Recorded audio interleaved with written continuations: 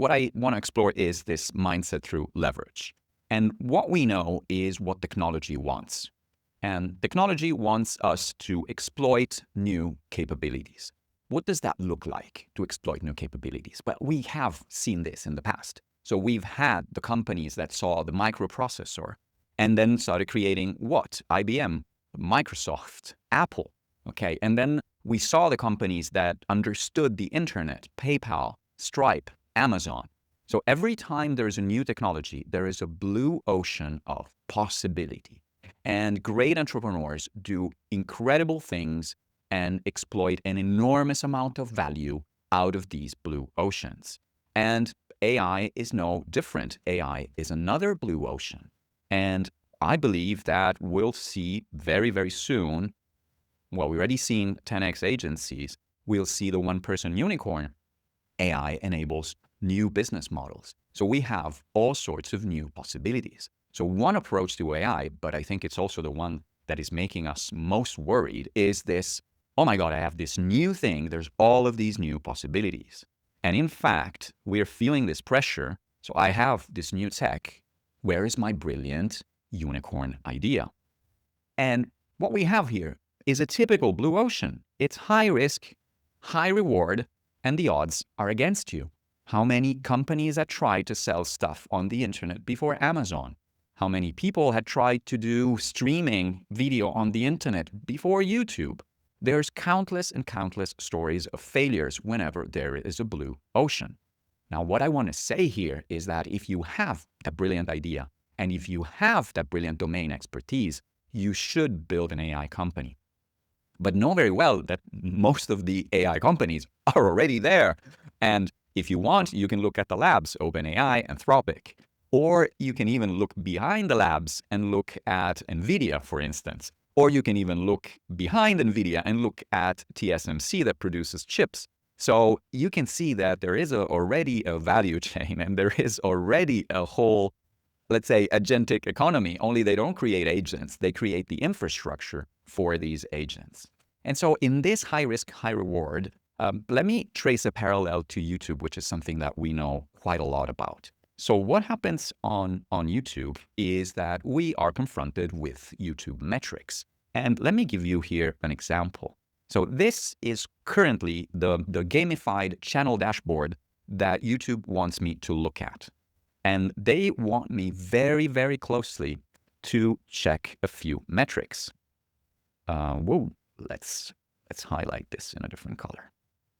So they want me to look at views going up now, going down tomorrow, and watch time, because these are the metrics that matter for a platform that does entertainment and advertising. In fact, where they look at if I look at my last video, what they tell me, well, first thing they do something really, really evil. And they say that I'm 1 out of 10 against myself. So this is my best video of the month, and they're ranking it against myself, which is pure evil. Okay, it's pure evil. And then they tell me that I am in the green and I have an upwards arrow on views, impressions, CTR, and average view duration. So if I accept this, then I am playing an advertising game. And this is the game that I'm playing. Entertainment and advertising.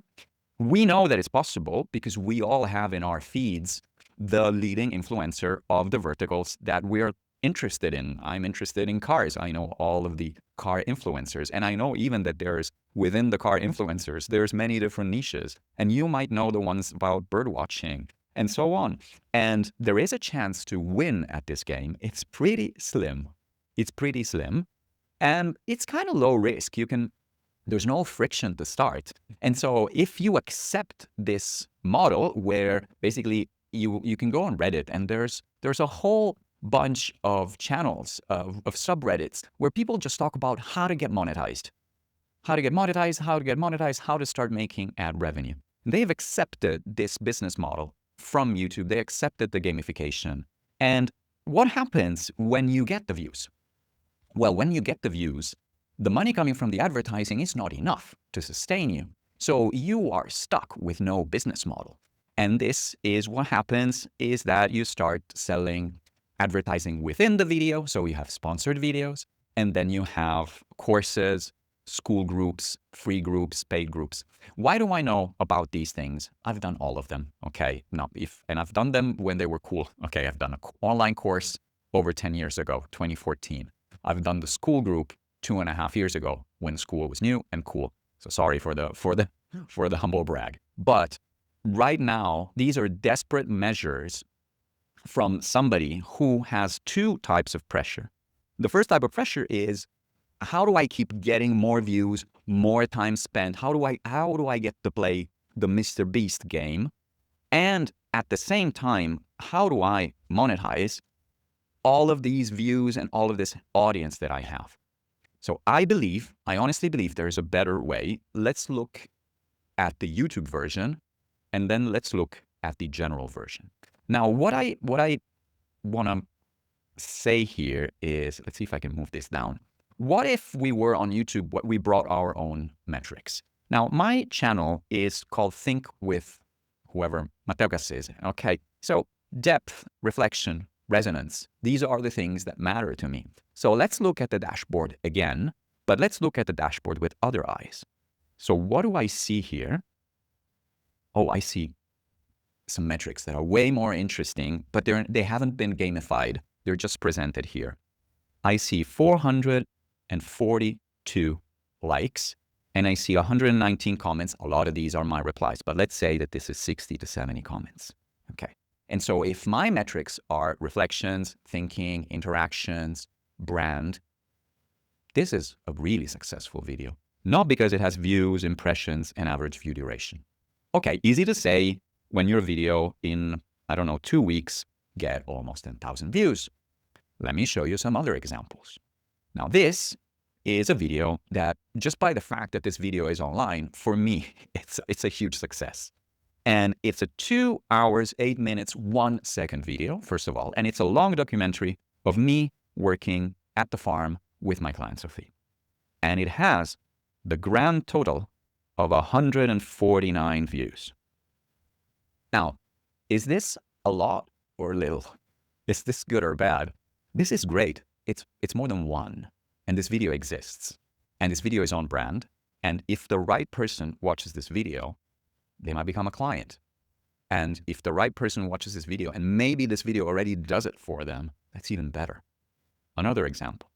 I have this video online since a year. There is a storyteller pitch framework where I explain the storytelling arc in a very, very simple way by teaching you how to do proper Italian carbonara pasta.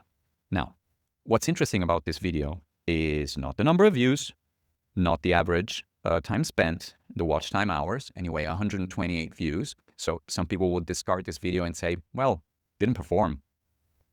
But there's this comment here. Okay. And why do I highlight one comment?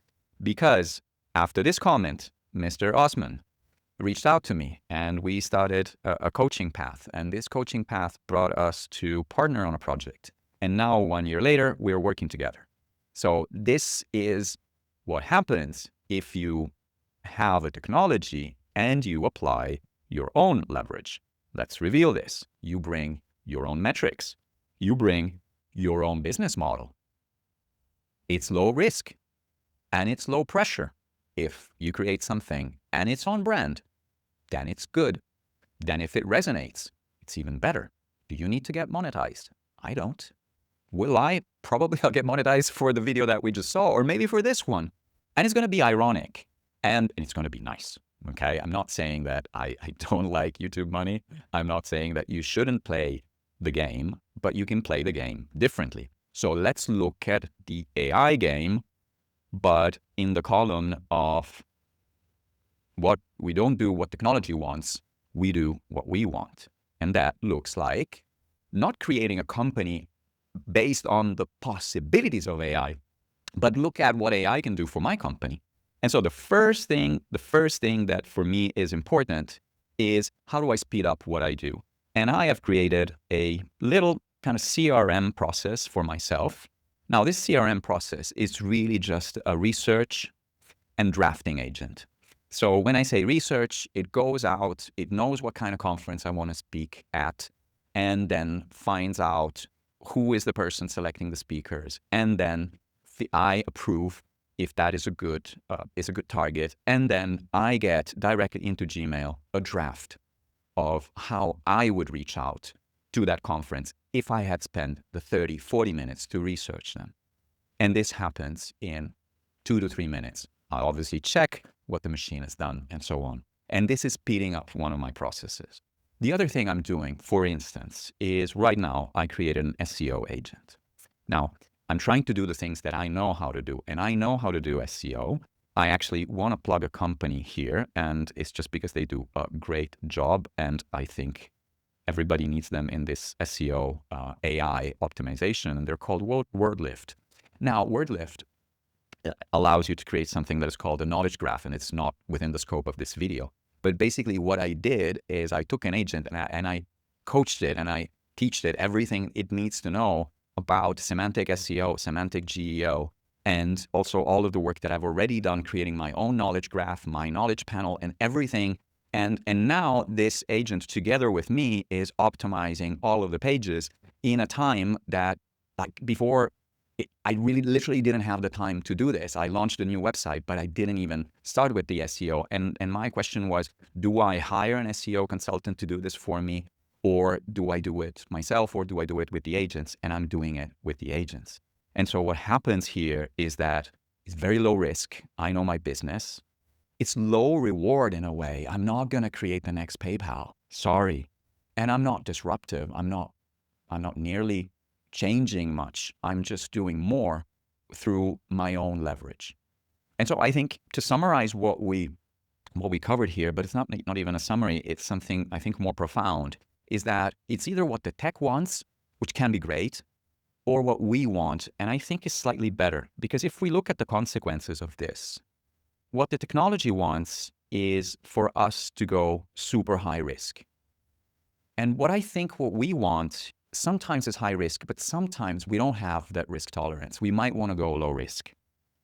And personally, in this phase of my life, I don't want anything manic. I want something calm. I'm done searching. I don't have an age for just searching. I also want to execute.